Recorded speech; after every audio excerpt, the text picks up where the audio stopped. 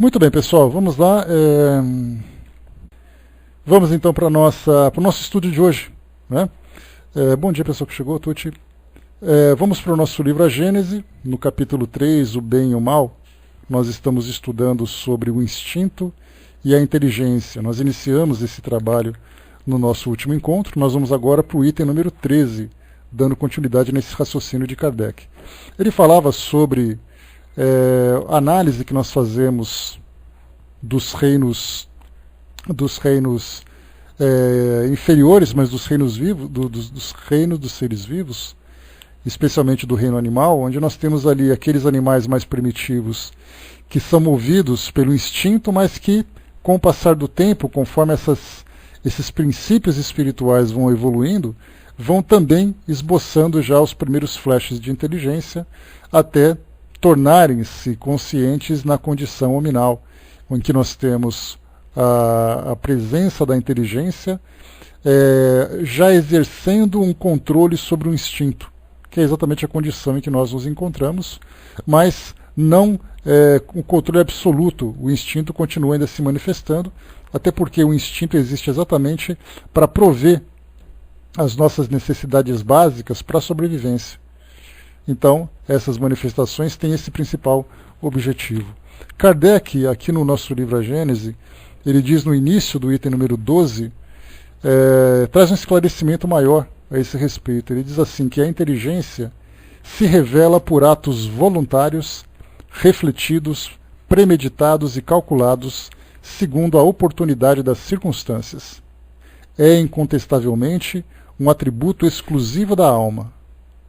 Todo ato maquinal é instintivo, aquele que denota reflexão e intenção é inteligência. Um é livre, o outro não é. E daqui depois ele continua no item número 12.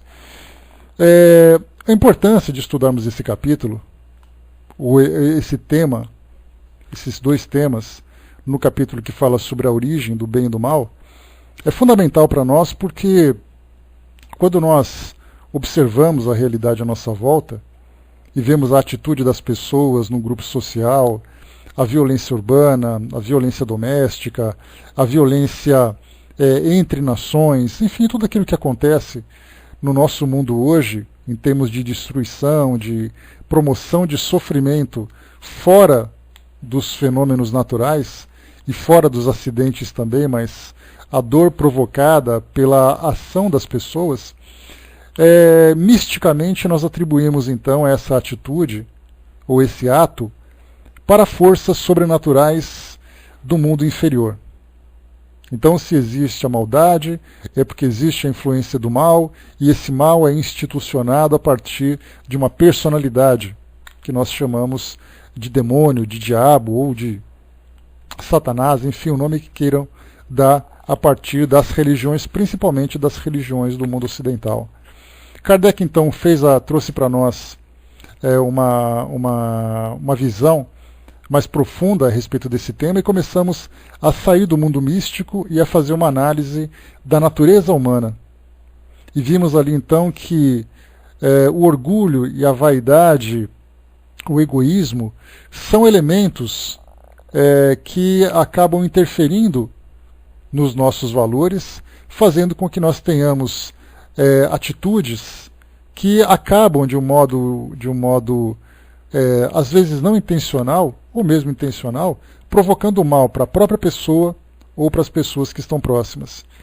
E aí saímos então apenas desses valores e começamos a entrar, como nós dissemos antes, na natureza humana. E nessa natureza nós encontramos então o instinto e a inteligência. E aí começamos a perceber que o mal muitas vezes é uma atitude equivocada, motivada pelo instinto. E o instinto, por não ser racional e por ele ser impulsivo, ele visa oferecer ou trazer para aquela pessoa, para aquele indivíduo, os elementos que vão proporcionar conforto e segurança. E quando nós falamos em conforto e segurança, os nossos instintos buscam aquilo que é melhor naquele momento. E muitas vezes o melhor para aquele momento acaba proporcionando a dor naquele ambiente onde ele foi aplicado. E a razão, tendo domínio sobre isso, começa então a fazer de um modo mais calculado, de modo mais cuidadoso, com que o indivíduo alcance as suas necessidades mais básicas, ou satisfaça as suas necessidades mais básicas. Então saímos inicialmente do mundo místico e entramos na realidade do ser humano. E a mesma coisa também a realidade dos seres vivos, principalmente dos reinos animal e hominal também. Antes de começarmos o item número 13, eu trouxe para vocês aqui um texto que eu cheguei a fazer a leitura dele para quem participou conosco desse mesmo tema, lá na sala Espiritismo Net Jovem. Eu fiz a introdução lendo esse pequeno conto que trouxe para nós uma ilustração bastante interessante sobre essa realidade do instinto e da inteligência. Então, naturalmente, eu vou compartilhar aqui com vocês para fazermos uma pequena introdução sobre esse assunto. Então, o texto, não tem aqui autoria reconhecida, mas é muito interessante. É chamado, então, O Instinto e a Inteligência. Então, eu vou ler para vocês aqui. A controvérsia prosseguia. Alfredo e Pirilo, dois amigos dedicados ao estudo da filosofia, permaneciam horas inteiras dialogando sobre a função da alma humana. Qual teria sido a primeira força a desdobrar-se primeiro na criatura criada por Deus pela sabedoria divina? A inteligência ou o instinto? Alfredo admitia que a inteligência teria a prioridade, enquanto Pirilo acreditava que o instinto teria sido o começo das tarefas da alma humana. O primeiro exaltava os méritos da razão, filha da inteligência, e o segundo se reportava ao instinto como sendo o agente da natureza que operava lentamente, preparando o caminho para o discernimento, e muitas vezes Pirilo justificava o seu ponto de vista, acentuando: do instinto para a inteligência, a estrada é longa a percorrer. De forma em forma ou de experiência em experiência, o instinto vai despindo a própria inferioridade ou perdendo a razão. Por isso é que devemos usar de muita tolerância e paciência de uns para com os outros, porque muitos irmãos se fazem delinquentes por excesso de agressividade, pelo estado de aprendizado deficitário em que se encontram. Alfredo ouvia esboçando gestos de incredulidade, até que um dia propôs ao amigo: façamos uma experiência em que provarei a você que a educação cultivada pela inteligência dispensa todas as afirmativas que colocam o instinto na base. Demonstrarei que basta educar a inteligência e todo o primitivismo do instinto desaparecerá. E continuou: compraremos um gato comum, em cuja impulsividade o instinto esteja reinando. O gato ficará em minha casa e me disponho a educá-lo esmeradamente. Daqui a 1 ano, convidarei você para almoçarmos juntos, e o animal portar-se-á com as características de um menino carinhosamente preparado para a vida social. Concordaram ambos com o empreendimento, e Alfredo levou o felino para sua própria residência. Decorrido 1 ano, Alfredo solicitava a presença de Pirilo para o almoço do dia seguinte, e comunicou: você verá o prodígio da educação. O gato assimilou todos os meus ensinos. Tem os hábitos de um rapaz de certo nível intelectual. Pirilo aceitou o convite com satisfação, e na hora aprazada, pela manhã do dia imediato, ei-lo com Alfredo na sala de estar. O dono da casa trouxe o gato ao exame do amigo. O visitante ficou encantado. O felino obedecia a todas as ordens do dono. Sentava-se, erguia-se sobre as patas dianteiras e retornava à posição certa, atendendo ao pedido do educador. Ao almoço, alimentava-se com um prato especial, levando a comida com a patinha direita. Tomada a refeição, disse Alfredo entusiasmado: estou vendo, respondeu o amigo. Foi o momento em que Pirilo voltou a palavra e pediu ao companheiro que fechasse as portas do aposento em que se achavam e pediu licença para ver até que ponto chegaria o experimento do bichano. Alfredo apoiou a solicitação de Pirilo e, enfiando a mão no bolso, enfiando a mão direita num dos bolsos do paletó, dali tirou uma caixinha da qual escapou um pequeno rato que saltou para a mesa, saltitando e correndo qual se estivesse sedento de liberdade.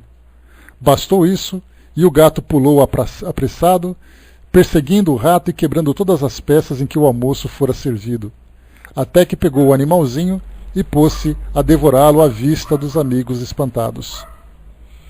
Foi quando Piriro dirigiu-se a Alfredo perguntando: "Você vê o poder do instinto que antecede a inteligência e a educação?" Alfredo sorriu com desapontamento.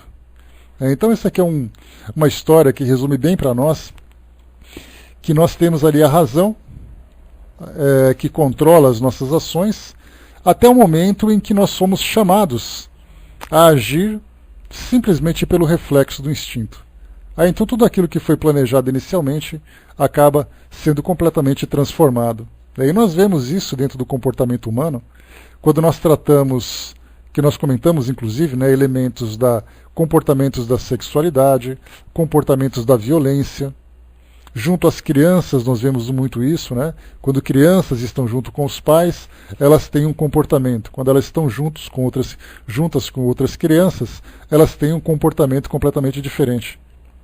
Isso porque o instinto da criança acaba também sendo despertado no momento em que ela convive com outras, e aí então vem as brincadeiras, vem ali aquela correria toda e tudo mais. Então, esse conto ele traz para nós um pequeno resumo do que vem a ser essa ação do instinto sobre a inteligência. O Brás colocou, quando o princípio inteligente viaja para a razão. Então começa a se elevar e cada um tem o seu próprio tempo. Então, muito bem. Vamos lá aqui, seguindo então para o nosso livro. Bom dia, Elcio.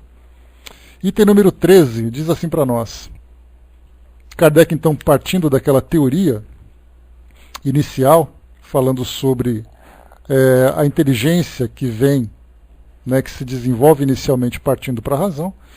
E aqui no item número 13 ele diz assim: segundo uma outra teoria, o instinto e a inteligência teriam um único e mesmo princípio, atingindo um certo grau de desenvolvimento.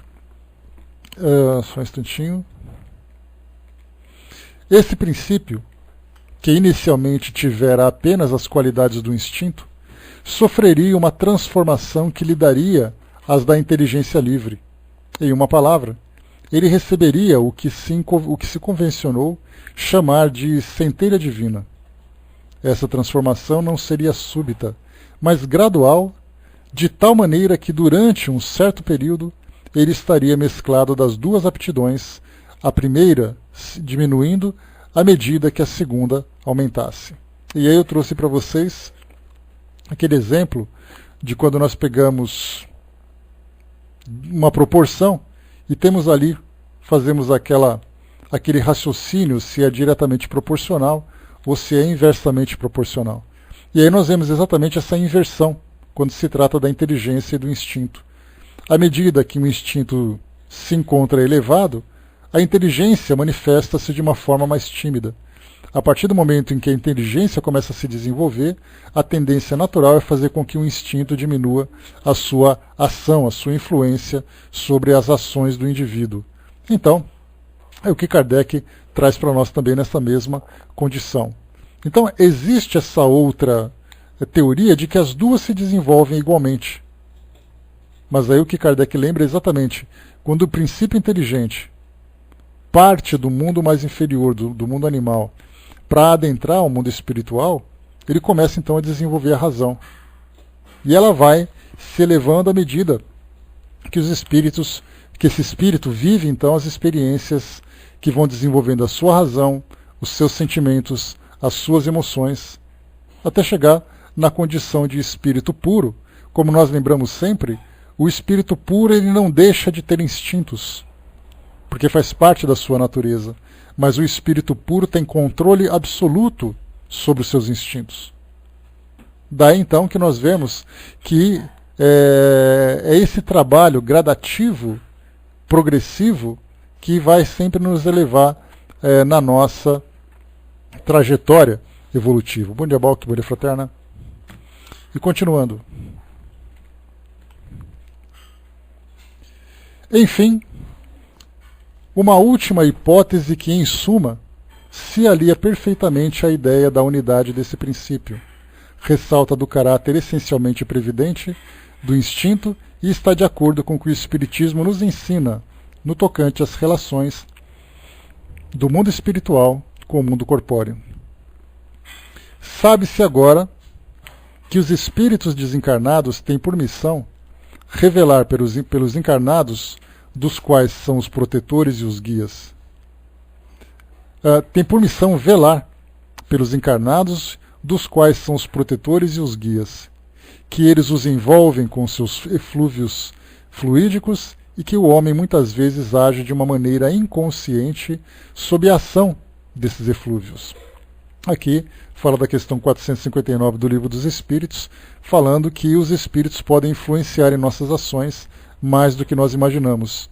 Então, como foi colocado aqui, destacado também no texto de Kardec, age, o ser humano, o homem, age de uma maneira inconsciente sobre a ação dessa influência.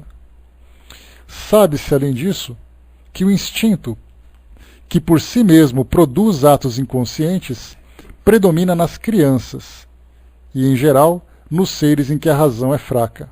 Quando se fala em crianças, a gente lembra naturalmente da questão da idade da criança naquela fase inicial, onde ela tem ali os seus instintos que a levam a ações para a sua sobrevivência. No caso, por exemplo, da amamentação, do choro, para poder sensibilizar, ou para poder buscar aquilo que necessita. E aí então ela vai crescendo, vai se desenvolvendo organicamente e também vai neurologicamente, pelo desenvolvimento neurológico, apresentando condições de manifestar a sua inteligência, vai então controlando aqueles instintos básicos, primários, mas ao mesmo tempo também vão aflorando outros tipos de instinto. Basta a gente lembrar que uma criança, no seu início, ela não tem uma tendência agressiva. O seu instinto se baseia, como eu comentei com vocês, na amamentação e no choro. E depois, quando ela começa a esboçar aquele pequeno flash de inteligência, naquela idade inicial, ela começa a sofrer as influências, começa a demonstrar a sexualidade, ou a agressividade. Um pouco mais para frente, aqueles primeiros sentimentos ou as primeiras sensações da sexualidade, aquela criança com 5, 6 anos de idade e tudo mais. Então começam, enquanto uns vão sendo controlados pela razão, outros vão se manifestando também. Exatamente o início daquele instinto de sobrevivência. Então vemos que na idade adulta o homem também manifesta o instinto, esses mesmos impulsos, de uma forma mais intensa, trazendo consequências mais dolorosas e tudo mais, mas seguindo ali a trajetória da sua própria natureza. E continua. Ora, de acordo com essa hipótese, essa de que o instinto predomina nas crianças e indivíduo em que a razão é fraca, e nesse caso a razão é fraca, a gente pode lembrar também, para complementar, as pessoas que trazem algum tipo de limitação intelectual. Então nós temos ali pessoas adultas que ou sofreram algum tipo de trauma cerebral, ou tiveram alguma doença congênita que afetaram o seu desenvolvimento neurológico. E aí vemos então que tem comportamentos que acabam trazendo constrangimentos para si próprias ou para as pessoas que estão próximas, exatamente porque elas não são capazes de medir quais são exatamente as consequências de suas ações. Elas simplesmente agem. E aí, nesse caso, nós vemos que acabam aflorando, então, exatamente aqueles instintos que deveriam, se o espírito tivesse consciente, dominar esses impulsos, mas o que acontece é exatamente que, pelo fato de não ter a consciência bem desenvolvida, acaba, então, manifestando esses impulsos. Então, ora, de acordo com essa hipótese, o instinto não seria um atributo nem da alma, nem da matéria.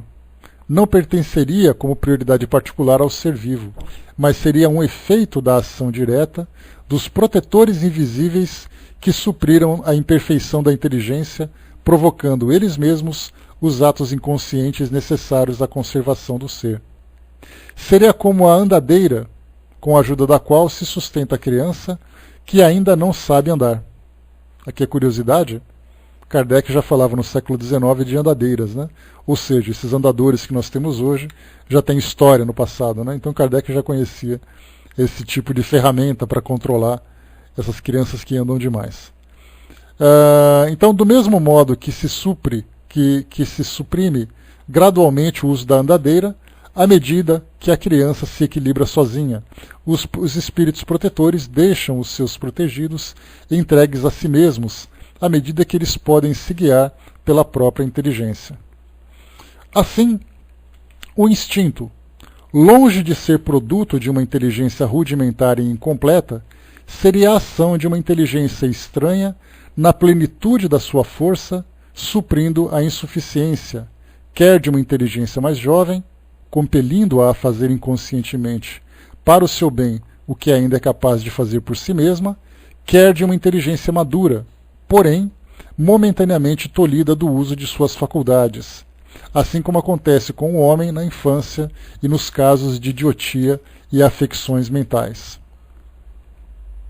Disse, proverbialmente, que há um Deus para as crianças, os loucos e os ébrios. Esse ditado, né, o Décio tinha comentado sobre isso, né, Décio, no nosso encontro anterior. Esse ditado é mais verdadeiro do que se supõe. Esse Deus não é outro senão o Espírito Protetor, que vela pelo ser incapaz de se proteger com o uso da sua própria razão. Pode-se ir mais longe nessa ordem de ideias. Por mais racional que seja essa teoria, essa teoria não resolve todas as dificuldades da razão. Para averiguar as causas, é preciso estudar os efeitos. E da natureza dos efeitos pode-se deduzir a natureza da causa. Se observarmos os efeitos do instinto, notaremos em primeiro lugar uma unidade de vista e de conjunto, uma precisão nos resultados, que não existem mais desde que o instinto é substituído pela inteligência livre. Por outro lado, reconhecemos uma profunda sabedoria na adequação tão perfeita e tão constante das faculdades instintivas às necessidades de cada espécie. Essa uniformidade não poderia existir sem a unidade de pensamentos e, por conseguinte, com a multiplicidade das causas ativas. Ora, em consequência do progresso que as inteligências individuais realizam, incessantemente, há entre elas uma diversidade de aptidões e de vontades incompatível com esse conjunto tão perfeitamente harmonioso que se produz desde a origem dos tempos e em todas as regiões, com uma regularidade e uma precisão matemáticas, sem jamais apresentar defeito. Aqui Kardec, antes da gente continuar, ele fala exatamente sobre a uniformidade de ações. Ou seja, quando nós pegamos indivíduos que fazem parte de um determinado grau evolutivo, nós observamos comportamentos muito semelhantes. Da mesma forma, quando nós pegamos seres mais evoluídos, homens mais conscientes, espíritos mais evoluídos, se nós voltarmos no tempo, nós perguntaríamos de que forma que ele agiu em determinada fase da sua vida. E ao descrevermos as suas ações, nós veríamos que ele faz parte exatamente daquele mesmo grupo. Então, na verdade, quando nós vemos hoje, na nossa sociedade, pessoas tendo comportamento dos mais chocantes para todos nós, perguntando assim, como é que nós podemos imaginar que homens inteligentes são capazes de agir daquela forma? Se nós fizermos uma radiografia da situação e também da consciência daquele indivíduo, do seu grau evolutivo, nós veremos então que situações extremas, como diz o ditado, exigem ações extremas. De acordo com o grau evolutivo que o indivíduo tem, ele vai ver uma situação que aparentemente poderia ser natural, como sendo para ele uma situação extrema, que o colocaria sob algum tipo de ameaça. Pelo fato dele não conseguir ter parâmetros equilibrados para poder julgar suas ações, ele age pelo seu instinto, exatamente lutando pela sua sobrevivência ou lutando pelo seu bem-estar. Então, fazendo essa radiografia, nós veremos quais são os estímulos envolvidos naquela situação, qual é o grau evolutivo da pessoa em questão, naquele momento, naquela situação. Então vemos que, matematicamente, todos nós vivemos a mesma questão. Então hoje nós analisamos a sociedade pensando assim, muitas pessoas estão sendo presas, inclusive agora, nós temos um debate interessante que aconteceu ontem na Comissão de Justiça da Câmara dos Deputados, que faz aí um julgamento sobre a diminuição da maioridade penal. Então, até então, 18 anos o jovem passava a ser considerado maior de idade e é então submetido a não somente a própria legislação penal, mas a legislação da sociedade. Então é quando o indivíduo pode obrigatoriamente votar, os homens prestar serviço militar, ter documentos, ter sua própria independência, optar se vai se casar ou se não vai e tudo mais. Então, psicologicamente nós entendemos que 18 anos é o limite que nós consideramos de dependência de um determinado jovem e a partir dali então ele começa a desenvolver desenvolver pelas suas próprias ações, suas próprias iniciativas. Em virtude do grau de violência que nós temos hoje acontecendo na nossa sociedade, nós vemos então que nesses debates estão propondo que haja uma diminuição, uma redução na maioridade penal. Então, a partir dos 16 anos, esses jovens passam a ser considerados maiores para sofrerem as ações do Código Penal. Então, essa é a análise que nós temos observando agora. Então, vemos tudo isso acontecendo à nossa volta.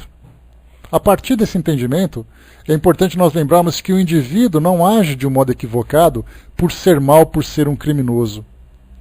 A visão do crime que ele praticou é analisada pelo código de regras que foi estabelecido aqui na nossa sociedade. Então, se por acaso ele cometeu alguma infração, ele vai sofrer uma sanção. Então, vemos que, muito mais do que a intenção de praticar o crime, nós começamos a analisar o grau evolutivo de consciência, de intelecto e também espiritual daquele indivíduo que faz com que ele ainda pratique esses atos. Ou seja, é o instinto agindo de um modo muito mais intenso do que a razão. E, embora muitas vezes ele utilize o intelecto para elaborar a situação em que ele vai praticar determinado ato, essa inteligência traz para ele cálculos, mas não traz para ele a conscientização. Ele tem a capacidade de elaborar um projeto, de calcular o alcance de suas ações para poder satisfazer os seus instintos que estão ali gritando para se manifestarem. Então vemos hoje que os criminosos nada mais são do que os espíritos ainda agindo em função dos seus instintos. E para isso precisam ser educados.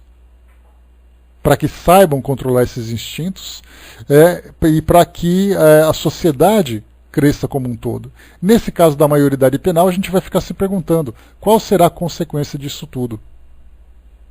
Depois que isso for avançar um pouco mais, a gente pode conversar de um modo mais detalhado, à luz da doutrina espírita, o que significa essa mudança da idade desses jovens e qual exatamente as consequências na evolução do indivíduo ou desse espírito encarnado. Então isso é um tema que vai trazer para nós pontos de vista diversos e que nós precisamos analisar todos, né? Não sempre o debate é fundamental. Então, tanto analisando quais são os argumentos pró, quais são os argumentos contra, porque cada um tem ali a sua razão, a partir do seu ponto de vista, a partir da sua experiência. Mas é necessário encontrar uma solução para essa questão, porque agora nós encontramos um grupo desses 16 a 18 anos, esse grupo de transição, que não está nem desenvolvido e, ao mesmo tempo, já não pode ser considerado tão inocente. Então, quer dizer, se nós punirmos severamente, estaremos punindo seres que não alcançaram ainda a maturidade para assumirem as consequências de suas ações. Ao mesmo tempo, se não tomarmos providências, esse esboço de liberdade, esse esboço de livre-arbítrio que eles começam a manifestar, vão trazer consequências danosas para a sociedade. Então é uma fase de transição extremamente delicada e que toda a sociedade precisa se envolver nesse debate. O Brás colocou, né, o planeta Terra ainda precisa de Estado forte, né? Mais ou menos, Brás, me faz lembrar, aquilo que Voltaire, que era um dos principais defensores do Estado absolutista naquela época da Idade Média, quando ele dizia que o ideal é que o Estado forte controlasse a sua população. Olá, Rô. Por que isso tudo? Porque aquela época era uma época de caos, muita violência, muita corrupção, muito desequilíbrio, e ele usou então aquela grande frase conhecida em que os fins justificam os meios. Ou seja, o rei absolutista, tendo poder para poder controlar a sociedade, faria, através da sua força, com que ela alcançasse o equilíbrio, alcançasse o estado de civilidade. E para isso ele poderia utilizar todos os meios possíveis, desde de uma ação apenas burocrática até uma ação mais prática, mesmo que violenta. Então ele tinha o direito, segundo a visão de Voltaire, de utilizar então essa ação para poder fazer com que a sociedade evoluísse. Então é a mesma coisa do que nós vemos hoje, né? Nós temos um planeta, apesar da sua diversidade, em que nós temos culturas diferentes, comportamentos diferentes, tradições diferentes.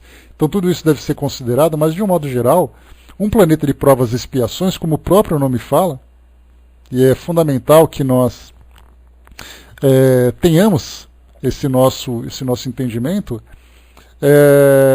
Quando se fala em provas e expiações, nós falamos então de espíritos ainda com caráter fraco, tendo a necessidade de ser provado para poder se desenvolver, e ao mesmo tempo de expiação, que já revela claramente que um planeta de expiações significa um planeta em que os espíritos sofrem as consequências de suas ações.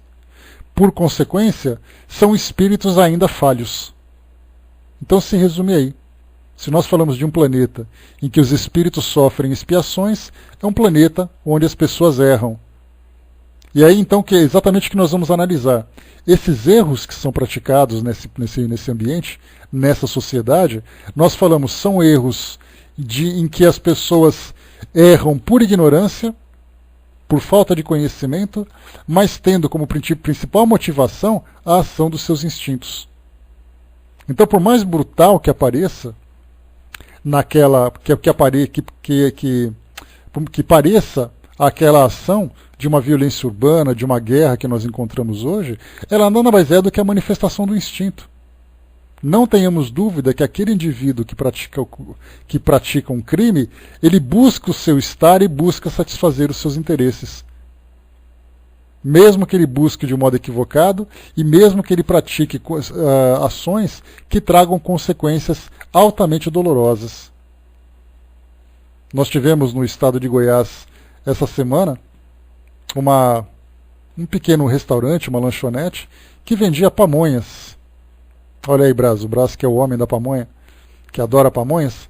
Só que na frente desse restaurante abriu uma outra loja vendendo pamonhas, em que a mãe e o filho eram ali os proprietários. Só que na concorrência, mesmo baixando o preço do produto, eles não conseguiam vender tanto quanto a principal loja ali na frente. Porque era melhor, porque era mais saborosa, por isso, por aquilo. O que aconteceu? Segundo as investigações até agora, essas investigações preliminares, a mãe e o filho se juntaram e assassinaram então a cozinheira do restaurante da frente. E a gente fala, esse foi um crime hediondo, premeditado, um crime por motivo fútil, mas em vez de pensarmos na maldade que atinge essas pessoas, vamos analisar, fazendo então aquela radiografia da natureza humana daquelas duas pessoas. Qual exatamente a intensidade da ação do instinto? Quais eram exatamente as suas reais motivações a partir dessa visão? Então nós temos que ter saímos um pouco dessa visão passional que nós temos, porque a gente lembra que a visão passional é sempre aquela que age motivada pela emoção, não pela razão. Então vemos aquelas pessoas praticando um crime como impulsionadas por esse instinto primitivo de tirar uma pessoa ou tirar um grupo de pessoas, seja lá como for, do caminho desses que praticam o crime, que estão atrapalhando o seu bem-estar e a satisfação de suas necessidades. Então nós saímos da maldade e entramos no instinto. Dentro da nossa visão passional, são maldosos, devem sofrer e tudo mais. Dentro da nossa visão mais elevada, a partir dessa perspectiva espiritual que nós vemos hoje, vemos seres primitivos que sim, serão educados pela dor através daquilo que lamentavelmente semearam, mas que serão espíritos que a partir do momento que evoluírem intelectualmente, já deixarão de praticar esses crimes. Porque nós começamos então a fazer uma comparação entre eles e nós. Hoje nós não somos capazes, talvez, de praticar aquele tipo de ação, a menos que nós tenhamos uma grande motivação que nos leve a algum tipo de desequilíbrio. Mas quando nós voltarmos no tempo, nesse nosso processo evolutivo, quem garante que nós não fizemos aquilo e algo pior? Porque também éramos motivados pelo instinto. Essa é a grande importância de analisarmos, então, essa visão da natureza humana, em vez de analisarmos a situação a partir de uma perspectiva passional. O Jorge colocou para nós, a maioria das vezes, o mal praticado é pelos instintos malévolos das pessoas. São instintos primitivos mesmos. Né? Esse instinto primitivo é que faz com que haja essa agressividade. Basta a gente lembrar e voltar um pouquinho no tempo, um pouquinho não, bastante no tempo, podemos colocar aí alguns bons milhares de anos, se não alguns poucos milhões de anos, quando nós vemos os animais hoje, que existem na nossa natureza, de que forma que eles agem para poder satisfazer seus interesses, suas necessidades.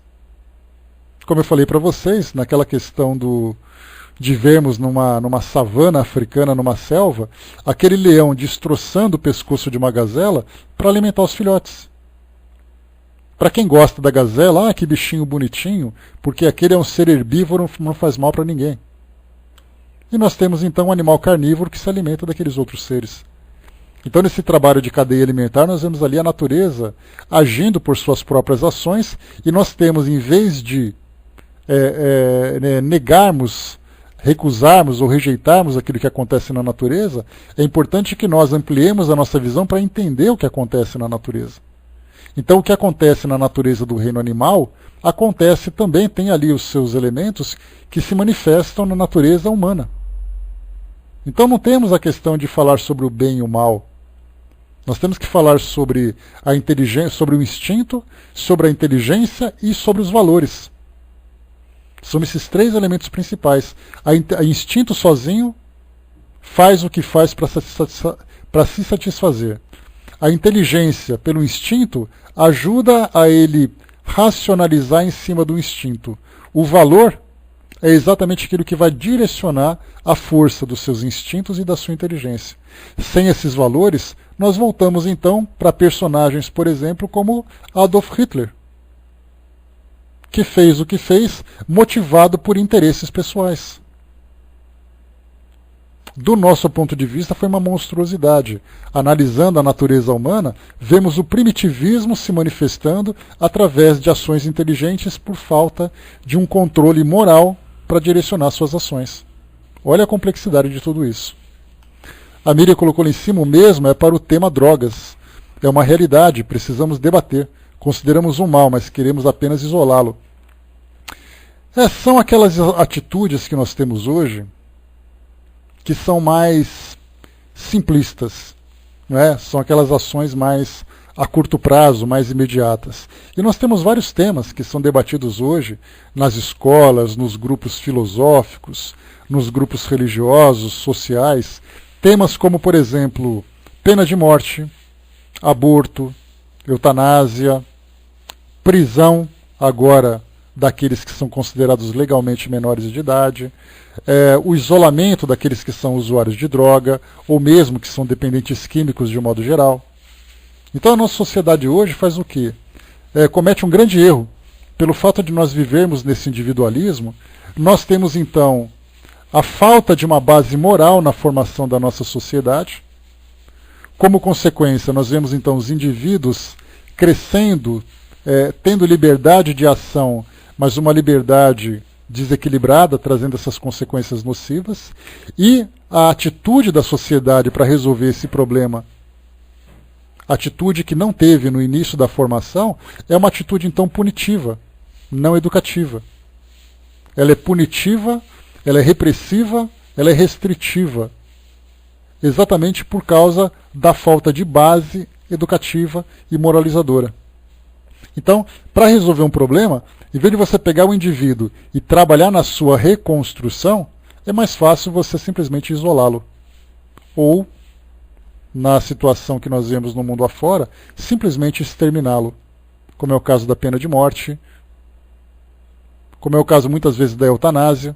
Embora a eutanásia tenha uma motivação emocional de não ver aquela pessoa sofrer, muitas vezes ela tem também aquela situação de resolver um problema que não tem solução. Então vamos resolver de um modo mais fácil. O aborto é a mesma coisa. Vou fazer o aborto porque eu não quero. E aí temos todas as consequências morais e até mesmo espirituais envolvendo cada uma dessas questões. O Braz aqui colocou a Constituição de 88, tem suas parcelas de dívida com tudo, né? A nação virou vítima dela. Olha, Braz, quando a gente fala sobre a questão da evolução da legislação num determinado país, Kardec mesmo traz para nós isso lá no Livro dos Espíritos, quando ele fala sobre a lei do progresso, e ele pergunta sobre a questão da evolução das leis. E os espíritos dizem que a legislação reflete os valores de uma sociedade.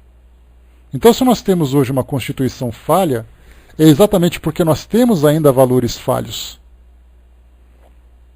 E há necessidade dessa revista, não tenhamos dúvida disso.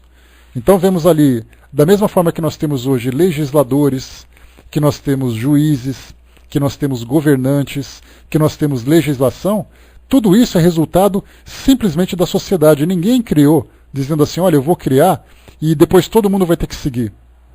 É um reflexo da própria sociedade. Mas os espíritos sempre lembram, quando a sociedade evoluir, a própria legislação também vai se transformar. Mas um detalhe interessante, Braz, que você colocou, não é o caso, só um parêntese para a gente poder comentar esse assunto, lá na Lei do Progresso mesmo, falando sobre essa questão das leis, inevitavelmente a gente faz uma revista a respeito de todas as constituições que o Brasil já teve. Se nós pegarmos os Estados Unidos, eles têm uma única constituição que veio desde da época de sua independência. E isso em 1776, se eu não me engano, 79, eu não me recordo. Foi coisa de mais ou menos uns 30, 35 anos antes da independência do Brasil. E aquela mesma Constituição existe até hoje, ela foi aprimorada. Mas a base é a mesma. Agora, quando nós pegamos a do Brasil, a primeira Constituição em 1823, um ano após a independência do Brasil, nós tivemos várias que foram mudando. Até termos a primeira Constituição republicana em 1891, 2 anos após a proclamação da nossa República. Depois tivemos outras e outras e outras. Nós tivemos, eu acho que 7 ou 8 constituições que foram se modificando, saindo daquela época da visão colonial, daquela visão escravagista, depois daquela visão mais sectarista. Depois entramos na ditadura militar, depois entramos na fase pós-ditadura. Então a gente está tentando aperfeiçoar.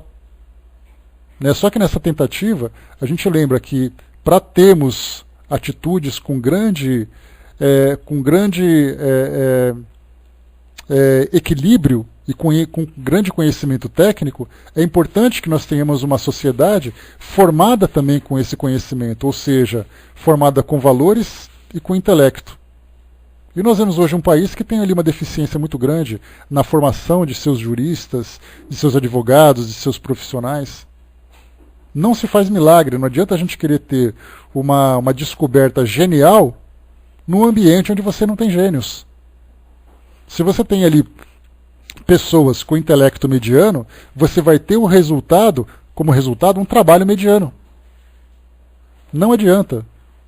Para fazer uma comparação simples que eu uso para poder facilitar o nosso entendimento, se por acaso você tem um aluno numa escola ou numa faculdade que é um aluno mediano, que tira ali aquela média de 6 ou 7, significa que ele conseguiu absorver 60% ou 70% do conhecimento profissional que ele está estudando. Quando ele for para o mercado de trabalho, ele não vai ser um gênio. Ele vai ser um profissional 70% a 60% do seu conhecimento, ou seja, vai ser um profissional mediano. Então isso reflete no nosso corpo eleitoral. Os eleitores do nosso país trazem suas dificuldades de escolha. O nosso grupo científico trazem também as suas limitações. No mundo acadêmico temos também as nossas dificuldades. E no âmbito governamental e institucional isso não vai ser diferente. A sociedade reflete aquilo que ela é nas suas leis, no seu comportamento, nas suas tradições. O Zé lembrou ali também, né, é uma constituição muito casuística, né, e é mesmo. Pegar ali os problemas imediatos, tentar encontrar uma solução, só que os problemas não só se transformaram, como foram surgindo novos problemas também. O Jorge colocou, né, hoje o que se pede é um ajuste para haver um equilíbrio maior. Né? Os ajustes vão ocorrer com o aprimoramento moral das pessoas em particular e da sociedade em geral. Sim, porque até mesmo, Jorge, a gente lembra que os espíritos, no livro dos espíritos, falam para nós que Kardec pergunta, né, o que o espiritismo, qual a contribuição que o espiritismo poderia oferecer para a melhoria da sociedade. E eles falaram que os valores e o conhecimento que o espiritismo oferece vai modificar as pessoas, a sociedade e, por consequência, as suas instituições. E quando nós falamos em instituições governamentais, instituições da sociedade, instituições religiosas. Então nós vemos que nós temos comportamentos de imoralidade em todos os ambientes, em todas as classes da sociedade. O meio empresarial, o meio acadêmico, o meio religioso, o meio político, o meio administrativo, a sociedade como um todo. Por que isso tudo? Reflexo da consciência da sociedade e do seu grau evolutivo. E isso mostra que nós ainda agimos muito mais por instinto do que para a razão. Lamentavelmente para nós. Né? Então é interessante quando a gente começa a absorver essas informações e desenvolver essa capacidade analítica a partir desses nossos debates, dessa nossa troca de ideias, porque a gente começa a ver o mundo com uma visão diferente. Nós começamos a fazer um julgamento diferente das circunstâncias.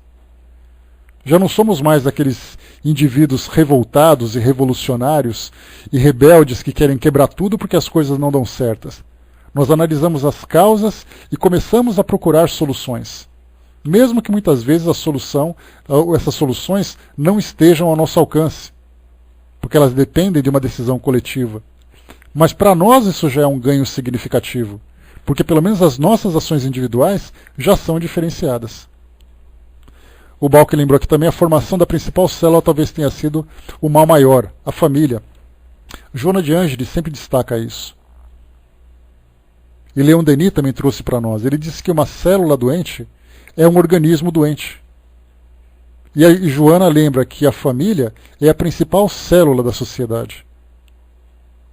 Se nós temos uma célula doente no nosso corpo, nós vamos ter uma inflamação, uma infecção. Vai depender do tipo de doença que essa célula tem, a quantidade de células que estão doentes, e nós vamos ter um reflexo no organismo. A sociedade é um organismo vivo e pulsante. O Jorge lembrou aqui, né, devemos pensar em nossas modificações para influir nas modificações individuais. Todo o trabalho começa individualmente. Depois ele parte para um pequeno grupo familiar, depois parte para o grupo social e depois para o planeta todo. Mas aí a gente não pode desistir dessa nossa motivação. Porque a gente pensa assim, bom, eu estou tentando fazer isso, mas quando eu assisto a televisão, quando eu saio nas ruas e eu começo a ver o que acontece, eu até desanimo. Porque aquilo que eu estou fazendo eu percebo que não vai refletir em nada. Mas é importante analisarmos, conforme os próprios espíritos nos orientam, que eles dizem assim, que as transformações, elas não são transformações imediatas. São transformações gradativas, que muitas vezes demoram gerações para poder manifestarem-se. É o caso, por exemplo, que hoje nós não temos na nossa legislação uma lei que autoriza, por exemplo, a escravidão. Coisa que há 140 anos era permitido. 140, deixa eu ver, 120 anos. 120, 130 anos. A abolição veio em 1888. 120 anos. Hoje mostrou na televisão uma japonesa que desencarnou com 117 anos.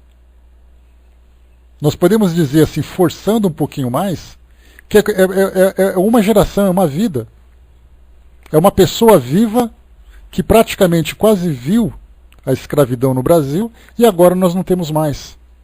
Então, nesse intervalo de cento e poucos anos, nós conseguimos sair da escravidão para chegar onde nós estamos hoje. E nisso nós passamos por ditaduras, passamos por governos popularistas, passamos por guerras mundiais e nós chegamos onde chegamos. Então nós perguntamos assim, será que nós, agora, nós que estamos aqui encarnados, veremos uma grande transformação no nosso mundo? A natureza não dá saltos, como já diz esse axioma. Então o que nós estamos vendo são transformações gradativas. Não veremos grandes mudanças de uma hora para outra. Nós fazemos parte de um processo e vamos acompanhando esse processo até um determinado período. Depois esse processo dará continuidade com outras e outras e outras gerações. Então, na verdade, nós temos que fazer o seguinte, aproveitar esse nosso momento para fazer com que a nossa participação seja a mais produtiva possível, para que quando as próximas gerações herdarem essa mesma responsabilidade, elas tenham essa base que nós construímos feita da melhor forma possível. Deixa eu ver aqui, o Jorge colocou, eu lutava por transformações sociais, esquecendo que a minha transformação era mais importante. Tanto uma como outra. É a transformação individual e trabalharmos para poder influenciar a sociedade também. Sozinhos nós não conseguimos nada. Então, o que temos que fazer assim tudo? É a nossa transformação individual, é a transformação da nossa família, é a transformação do nosso ambiente profissional, religioso, acadêmico, social. É um trabalho em várias frentes, não é algo que acontece simplesmente num único núcleo. Porque se eu me transformar sozinho e não me preocupar em tentar também influenciar a sociedade à minha volta, é uma transformação egoísta e sem nenhuma efetividade. A vida em comunidade é exatamente isso, é esse intercâmbio de conhecimento e experiências. Quem pode oferecer mais, oferece. Quem não pode oferecer tanto, recebe. Mas ninguém está isento da possibilidade de oferecer alguma contribuição. A quem muito foi dado, muito será cobrado. Se nós podemos mais, tentemos fazer mais. Deixa eu ver aqui. O El colocou para nós, concordo, Balk, né? Mudança começa em cada um. Às vezes a gente pensa em mudar políticas, métodos de educação, leis, mas não movemos uma palha para nos tornarmos seres melhores. Que eu falei para vocês, uma coisa não justifica a outra. A nossa transformação moral deve depois ter como continuidade a transformação também do meio onde nós estamos. Né? Enfim, é um trabalho extremamente complexo, mas a gente vê, né, através desses nossos estudos, o quão complexo é esse trabalho evolutivo que acontece aqui no nosso mundo. É a evolução do planeta, é a evolução dos seres vivos, é a evolução da sociedade, é a evolução dos valores. É um trabalho contínuo. E nós estamos aqui, né, nessa fase de grande valor, de grande importância para o nosso mundo hoje, que é saindo, como a gente vê sempre naquilo que nós estudamos, saindo dessa fase de mundo de provas e expiações para o mundo de regeneração, nós vivemos uma fase de transição. E toda fase de transição, ela é turbulenta. Ela não é tranquila. Porque a sociedade é assim.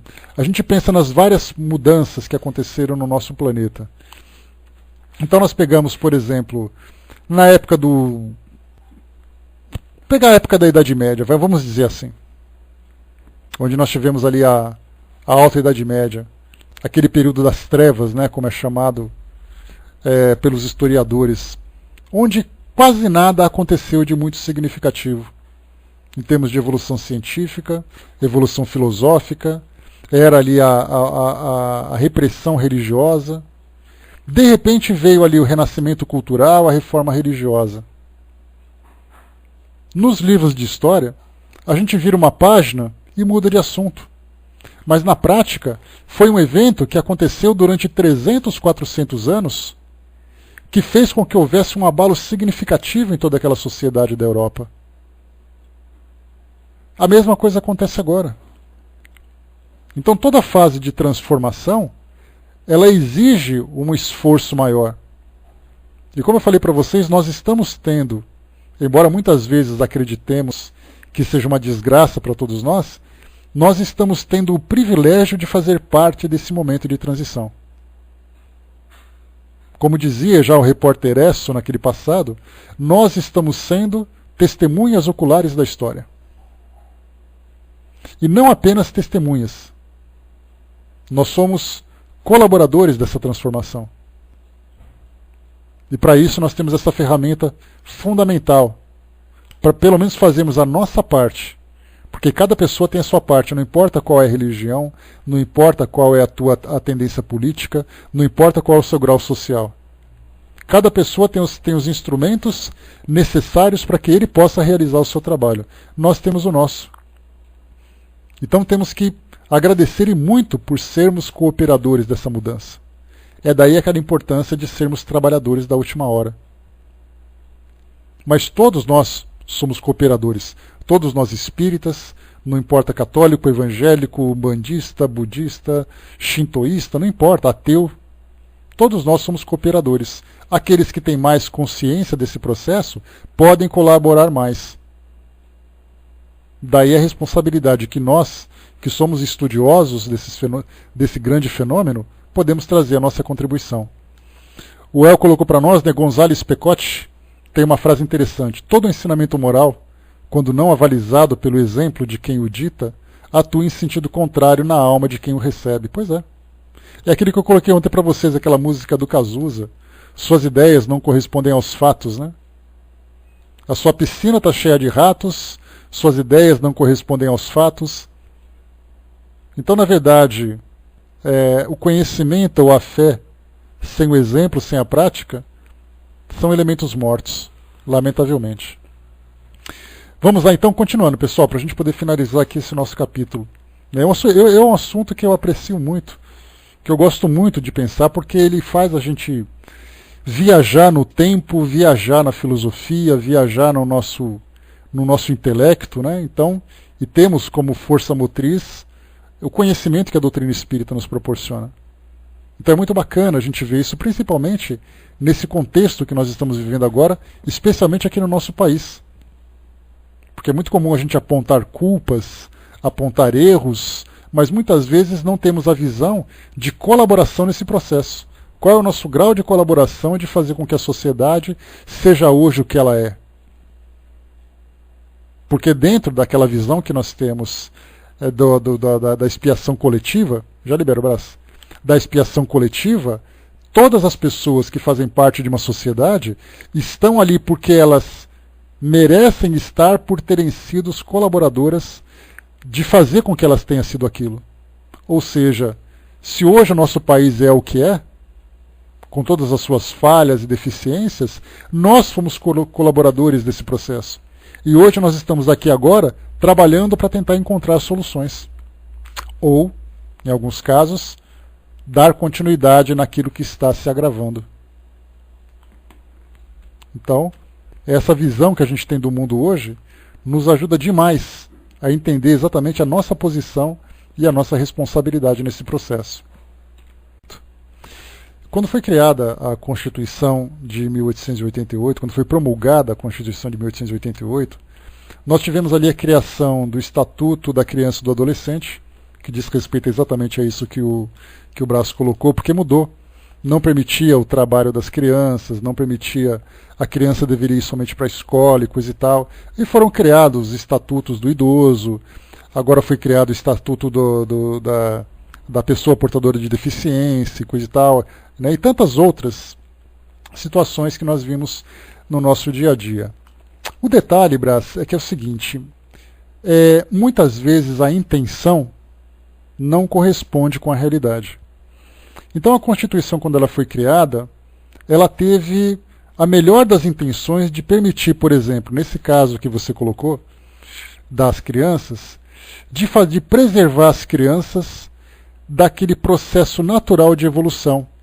Ou seja, elas deveriam se dedicar mais às escolas, deveriam trabalhar como aprendizes, não deveriam trabalhar para poder sustentar suas famílias, para ajudar no sustento da família, partindo do princípio de que suas famílias poderiam se sustentar sem essa ajuda, exploração de menores e tanto mais. Então a gente vê o seguinte, que a Constituição, ela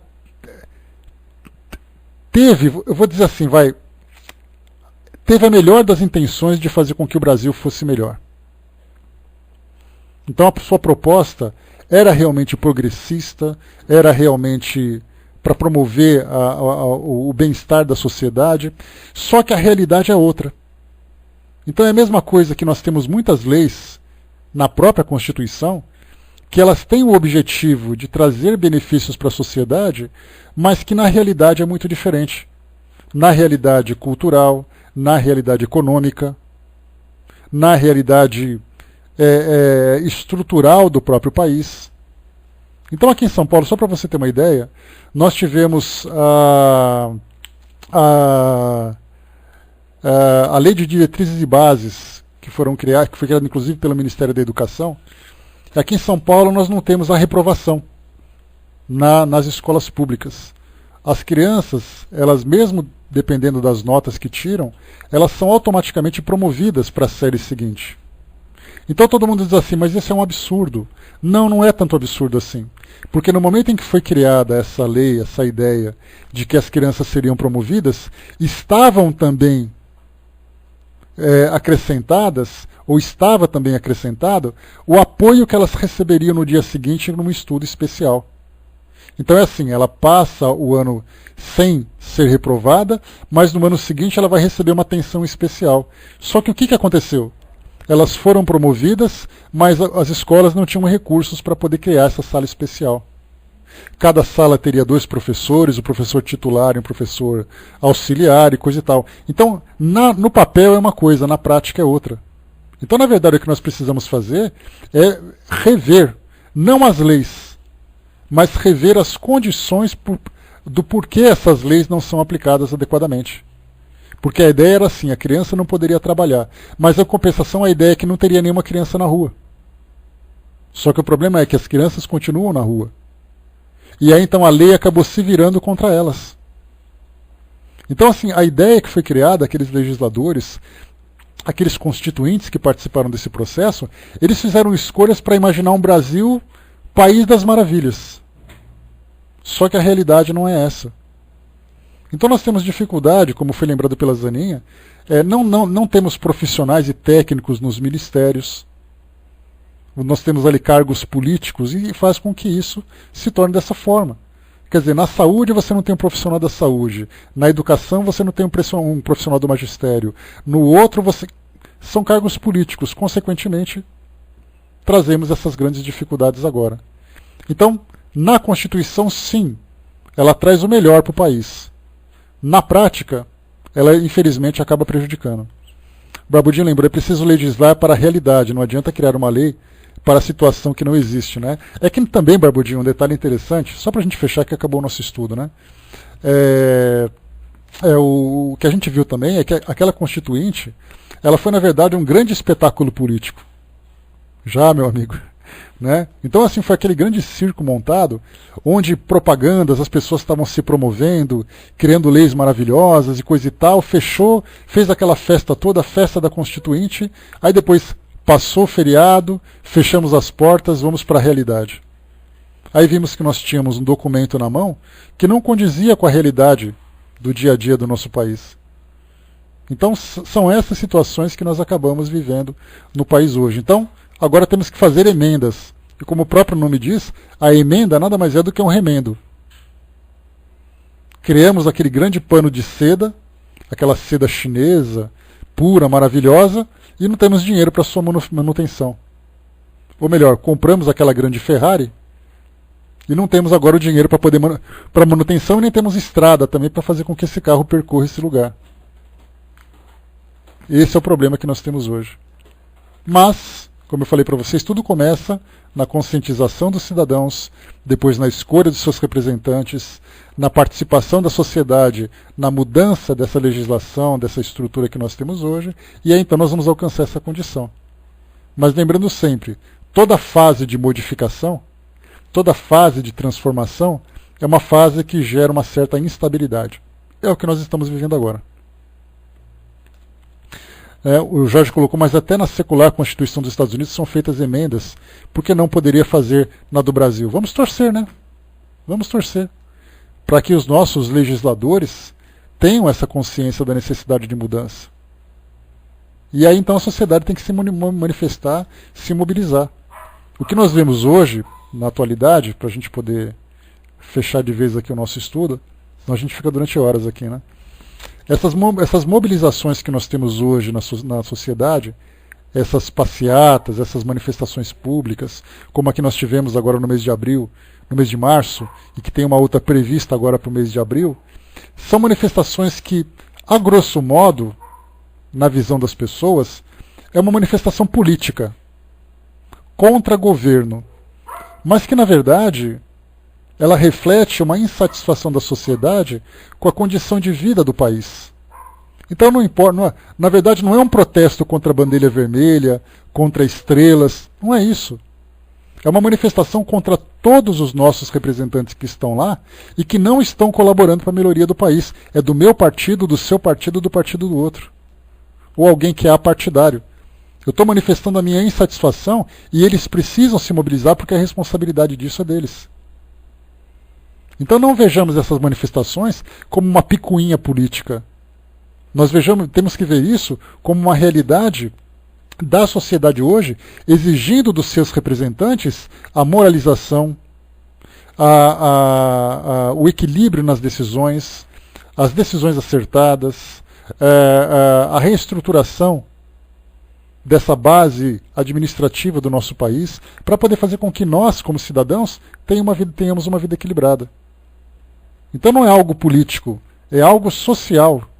É algo que vai muito mais além de quem vai entrar, quem vai sair, se o presidente vai cair, se vai entrar outro presidente.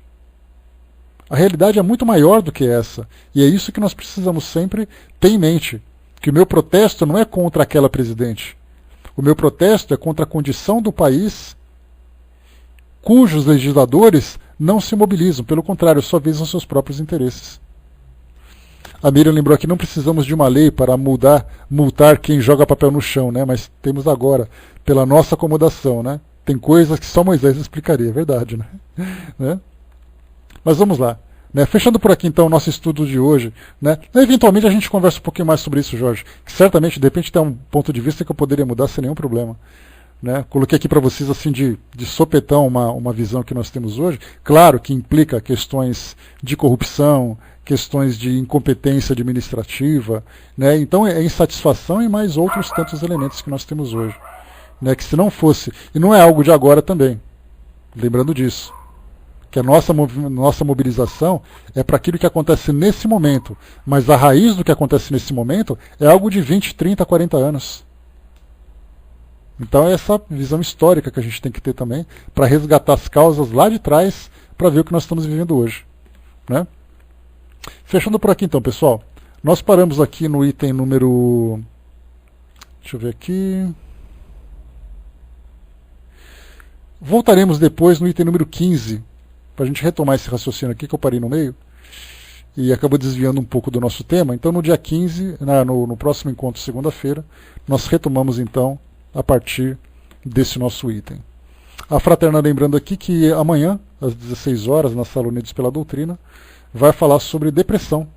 né, como ela se instala. Então também para quem tiver interesse, amanhã às 16 horas.